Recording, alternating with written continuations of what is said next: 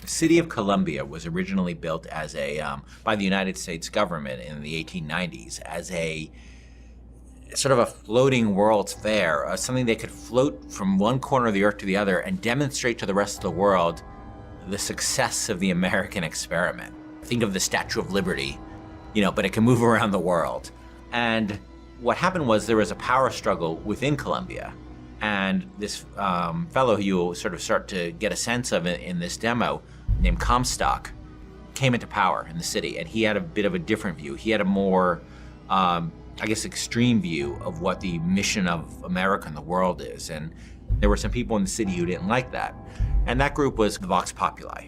And it started as a sort of a resistance, almost like a student movement against, the founders, the founders group that Comstock led, as, working to help, to unionize workers, to protect the rights of minorities, things like that within the city. But as the conflict between the founders and the Vox Populi got more extreme, each side started sort of ramping up their actions.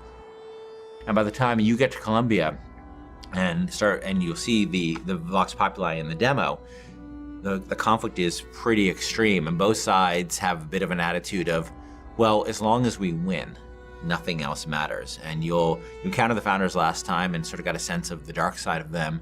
And this time you'll encounter Daisy Fitzroy, who's the leader of the Vox Populi.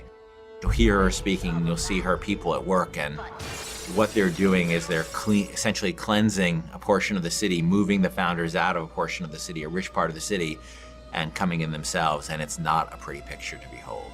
Sons of bitches! Monocle? What am I gonna do with that? Best if we don't draw attention to ourselves. Hey! It's just a postman. He didn't hurt anybody. It's DeWitt! It's DeWitt!